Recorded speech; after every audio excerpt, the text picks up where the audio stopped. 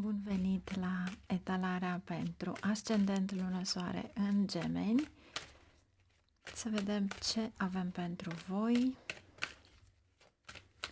Și aveți un link pe Vimeo sau pe Telegram atunci când doresc să vă dau un mesaj anume. Linkurile respective sunt în descrierea videoclipului.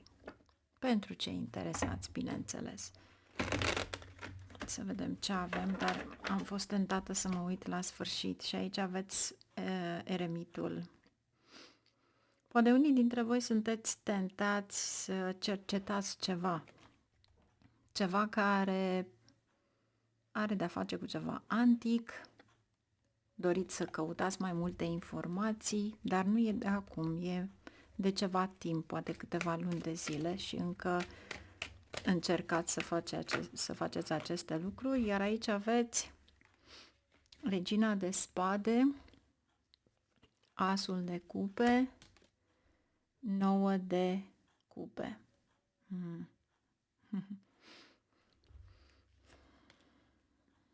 Puterea, Asul de bâte și eremitul. Cercetare. Foarte frumos. Deci tocmai vorbeam de eremit și uite că a ieșit, pentru că trebuie să fie. În primul rând vă simțiți singuri. Al doilea rând este că aici sunteți frustrați. E cartea voastră aici, dați la o parte orice dorință și orice vă preocupă ca talent și aveți de gând să o faceți. Parcă vi se încurcă toate drumurile, nimic nu merge. Echilibru, 10 de cupe, totul are o întârziere, soarele, ceva ce ține de probleme administrative, dar soarele mai poate fi și tatăl, poate într-adevăr sunt niște lucruri pe care trebuie să le organizați și să le luați din nou. Este vorba de fie o moștenire, fie niște bani care trebuie să ajungă la voi sau poate trebuie semnate niște acte sub forma aceasta, dar am senzația că noul ăsta de monede poate fi pentru unii dintre voi, nu este neapărat o acumulare cât este și un stres, cât poate fi și o cheltuială foarte mare. Pentru că ceea ce văd aici este de fapt o cheltuială, o călătorie, ceva de genul acesta. Să vedem aici ce avem pentru voi. Ce vrea să ne spună de fapt. Iar aici este un proiect la care v-ați gândit de mult timp, exact cum spunem aici, luni. Nu este de acum. Ceva antic, ceva care într-adevăr să scoateți voi la iveală.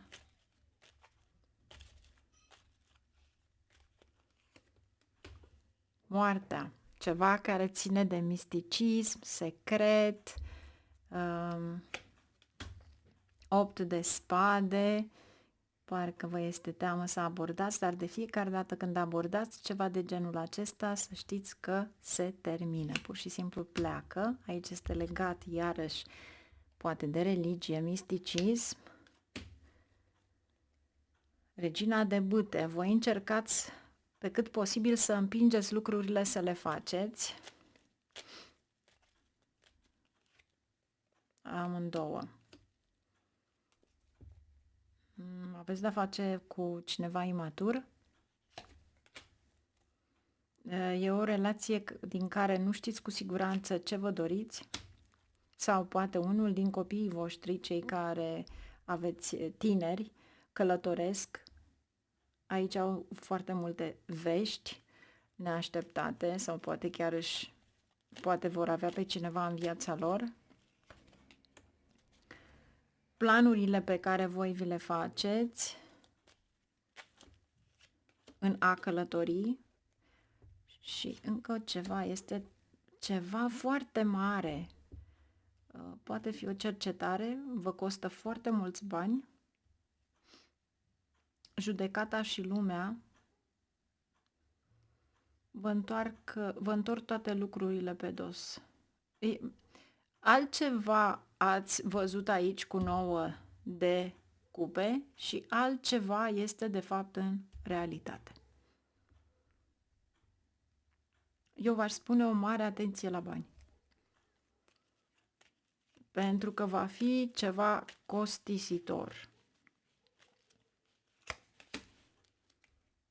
Da, este o ambiție la ceva la care voi vreți ca să o faceți, talentul sau ceea ce aveți impresia că o să meargă. Aici este steaua, o oportunitate care vi se oferă în a afla lucrurile acestea și chiar vreau să văd dacă această dorință va aduce de fapt măcar o satisfacție financiară. Magicianul, alchimistul, ca victorie, va aduce un succes. Este de fapt un succes spiritual, nu este un succes al banilor. Iar mama, după câte se vede pentru unii dintre voi, aveți de rezolvat ceva în legătură cu mama.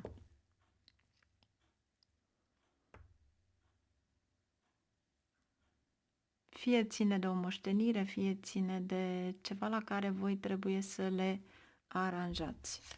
Pentru că aici se vede că pentru unii dintre voi mama nu mai este în viață, 4 de spade, dar va trebui să plătiți ceva care a fost lăsat de mamă. Eremitul din nou. Sunteți singuri. Vă simțiți singuri. Și aveți o mulțime de obstacole pe care de fapt nu le mai spuneți și așteptați. Eu v-aș spune să lăsați totul deoparte, să încercați să vă faceți munca de acolo de unde sunteți, în ritmul în care sunteți. Nu încercați să călătoriți până pe 23-24. Lăsați să iasă toate energiile respective și după puteți să faceți orice. Dar pentru moment să știți că într-adevăr aveți de-a face cu ceva la care trebuie să reglementați niște documente, pentru că asta mi se arată aici. E ceva care nu știți, ceva care trebuie făcut, aveți săbiile cam peste tot, aveți moartea, deci este ceva care s-a terminat, se termină, niște discuții care trebuie închise și niște plăți care nu au fost plătite și posibil să fie plătite din buzunarul vostru. Sau ceva care vine ca o problemă și va trebui să le refaci, să le rearanjezi aici.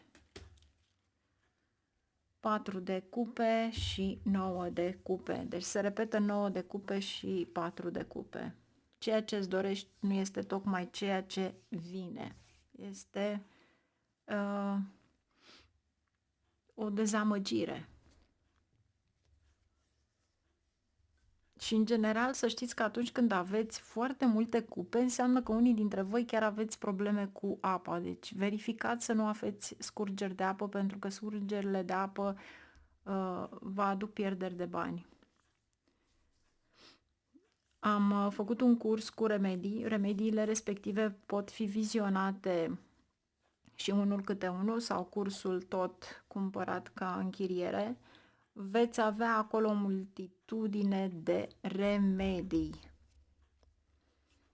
Și unul din ele nu este numai ăsta, dar va fi ceva de amploare în care să vă spun ce trebuie să faceți în momentul în care aveți lucrurile acestea. Și pentru a încerca să nu aveți scurgerile respective, nu numai să reparați, este pur și simplu vă aduce pierderi financiare. Mergem mai departe.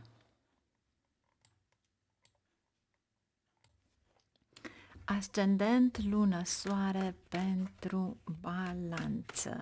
Ce avem pentru balanță?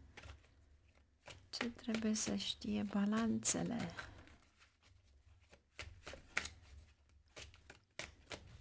Ce avem pentru balanță?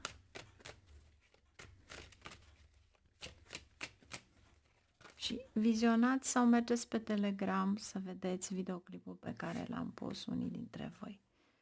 Vor fi interesante. Sunt subtile. 6 de cupe, 9 de bâte. Multe obstacole. Marea preoteasă, ceva ce nu știi.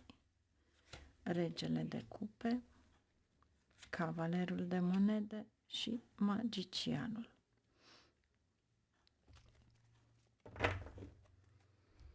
Hierofantul. Lumea, pajul de monede, 9 luna și 9 de săbii. 2 de cupe. Aici sunt discuții între parteneri, discuții în general, mai ales dacă aveți un parteneriat cu cineva.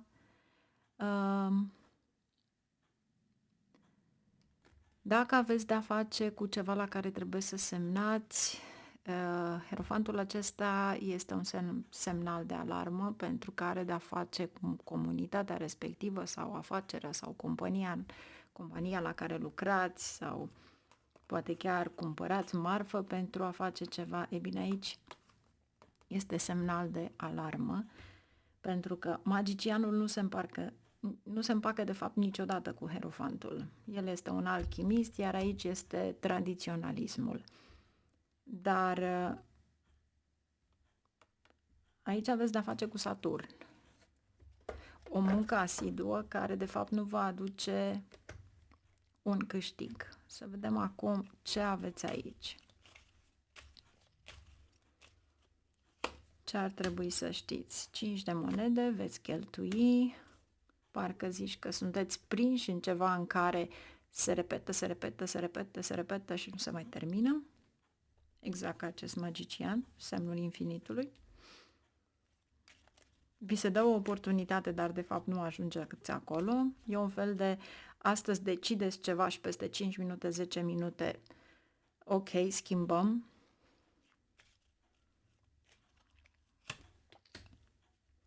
Trei de monede. Dacă faceți o echipă, mare atenție la cel 5 de monede, cheltuieli care sunt neprevăzute și poate că sunteți supuși la cheltuielile respective. Ce trebuie să știți aici? Cavalerul de cupe, regina de spade, cavalerul de monede, 9 de cupe și 6 de cupe. 6 de cupe se repetă, este ceva dintr-o viață anterioară, dar aici poate fi și ceva ce ține de un talent pe care îl aveți, iar noul ăsta de cupe este ceva la care voi încercați să lucrați. Pentru unii poate fi lucrul la locul de muncă, alții poate fi ceva privat, dar de fiecare dată se repetă ceva și de fiecare dată este într-o direcție diferită. Vedeți, noul ăsta de cupe este semnul peștilor. Peștii sunt doi, unul într-o direcție și unul în cealaltă direcție. Și în momentul în care tu vrei să faci ceva, parcă zici că se repetă în continuu și dai un pas în urmă. Va fi până la urmă, pentru că avem cavalerul de monede, dar va întârzia. În același moment vă spune să fiți foarte atenți ce semnați. Extrem de atenți.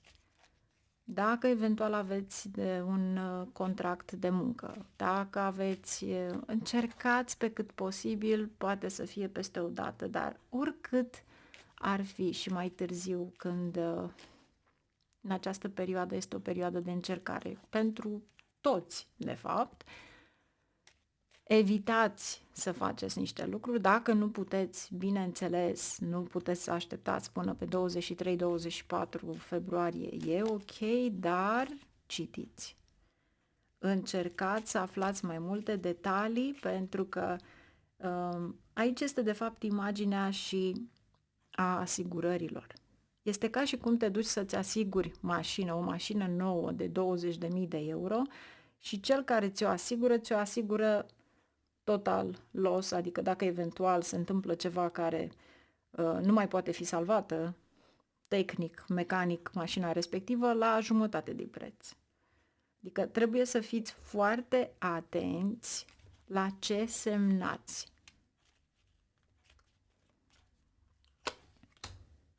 Regina de monede, pentru că întotdeauna vor trage de partea lor ce ar trebui să aibă. Puterea. Ei sunt leul. E un fel de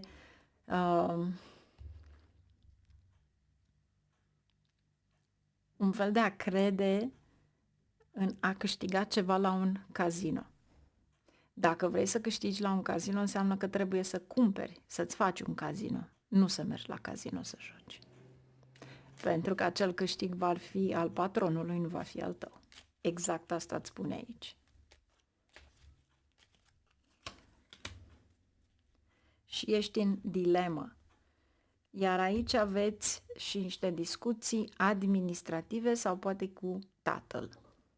Pentru cei care nu se aplică tatăl, atunci înseamnă că este ceva care se ivește, dar trebuie rezolvat administrativ pentru a nu fi încurcați pe viitor cu ceva. 6 de bâte, 7 de bâte. Luna, care de fapt este cartea peștilor. Deci, încă o dată, se repetă ceva, trebuie rezolvate, dar aveți răbdare. Și întotdeauna să stați în fața problemelor voastre pe care le aveți încredere. Veți fi puțin dezamăgiți, iar cu luna aici, de fiecare dată când veți călători, se ivește și câte o problemă, iar soarele este și o problemă electrică. Deci, pentru cei care veți avea gadgeturi, telefon, tablete, laptopuri, să știți că în momentul în care voi călătoriți e posibil să se întâmple ceva. Plus, 7 asta de bâte este ca și cum vă apărați voi pe voi. Posibil dintr-un mesaj, pentru că aveți bâte, să se iște, să zicem, o ceartă, o discuție în care voi de fapt sunteți incluși acolo și nu-și are sensul până la sfârșit. Pentru că e un fel de război de cuvinte care de fapt nu-și are locul. Dar devine ceva mare online pentru simplu fapt că vă simțiți atinși sau dați la o parte. Deci încercați să fiți cât mai departe de grupuri care care au timpul necesar să stea pe gadgeturile respective.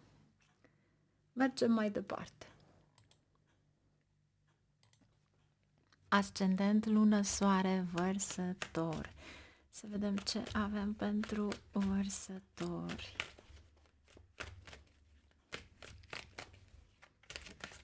Ups! 2 de cupe. Poate vine cineva în viața voastră. Poate sunt niște discuții. 10 de bâte, ceva care vă surprinde, dar am senzația că nu este subiectul vostru. Cei care aveți un partener, vor fi discuțiile familiei partenerului vostru, dar voi nu aveți de-a face dar veți afla ceva, parcă veți afla ceva. Ia uitați-vă aici, 5 de spade, nu vă supără neapărat, dar se află un secret, iese la iveală ceva. 2 de monede, voi trebuie să vă reveniți financiar, cu alte cuvinte. Să vedem ce avem aici, de fapt. Vreau să clarific carta moartea.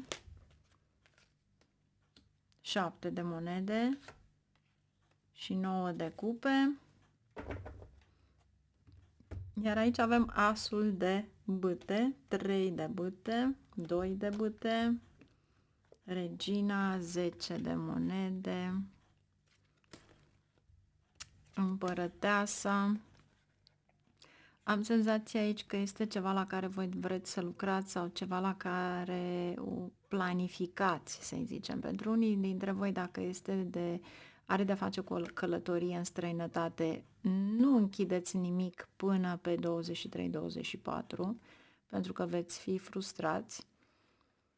În față este 2 de bâte, nu este 10 de monede, 10 de monede și împărăteasa. Pentru unii să știți că este poate un ajutor în a vă cumpăra o mașină. Aici 3 de monede, pajul de bâte. Ei bine, pentru unii dintre voi împărăteasa și pajul, poate vă gândiți să aveți un bebeluș. Pentru cei, bineînțeles, care se aplică și parcă sunteți dezamăgiți. Așteptați până la sfârșitul lunii și veți vedea după. Pentru că aici este flama respectivă. Un nou început începe când acea flamă este bună, când nu este în retrogradare și fiind Marte. S-a întors o carte și este 3 de bâte. Planurile pe care vi le puneți nu sunt alea, deci planurile de acasă nu sunt cu alea din târg, să-i zicem. Deci răbdare.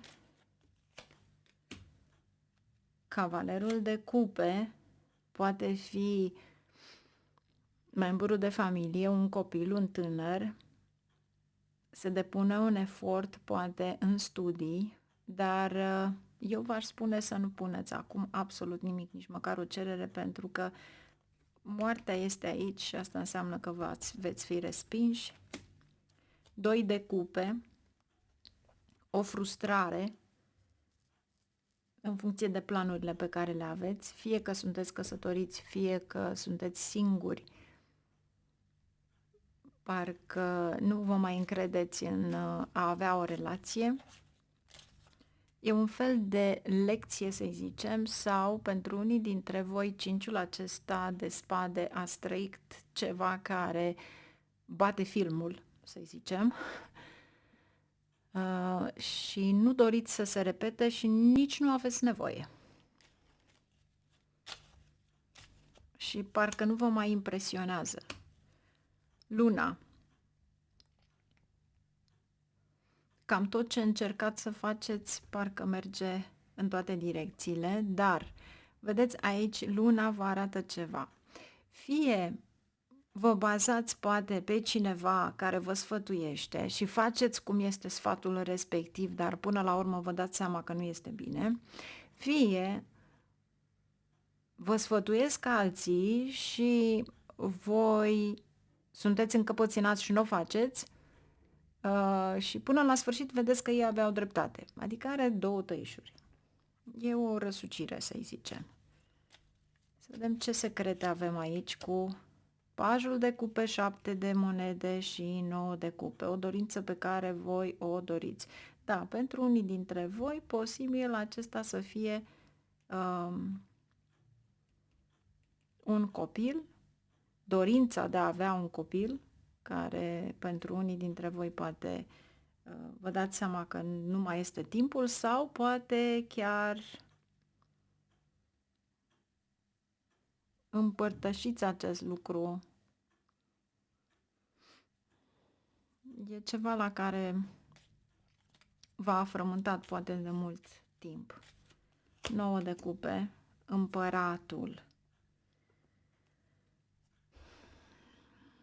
Pentru unii dintre voi, cei care nu aveți de-a face cu așa ceva, să știți că poate fi de fapt și o problemă la locul de muncă și parcă nu există o mărire de salariu cu 7 acela de monede și vă spune din start să schimbați ceva.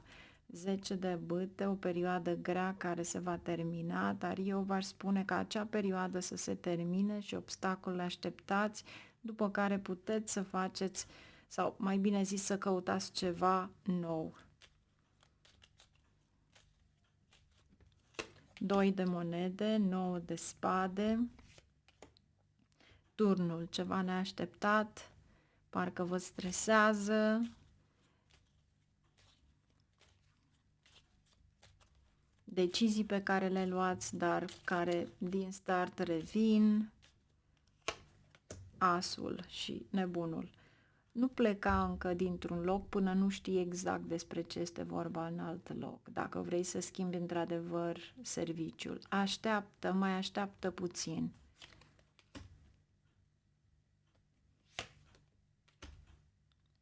Am fost tentată să mai scot încă una, deci regina de bâte și împărăteasa, o întorsătură de situație aici, foarte frumoasă, pajul de monede și aveți 4 de bâte și pajul de bâte.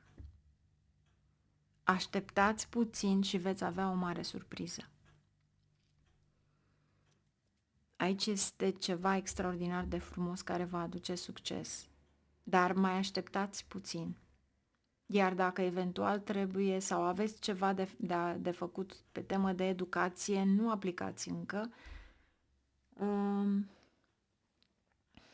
pentru că e ceva aici care nu vă lasă, sau mai bine zis cineva care încearcă să sustragă acea hârtie din care voi doriți să faceți ceva pentru mai departe și vă sfătuiesc să aveți puțină răbdare, pentru că din spatele cortinei veți avea foarte multe informații. În plus, aveți împărăteasa și împăratul, cei care ați fost căsătoriți și v-ați despărțit.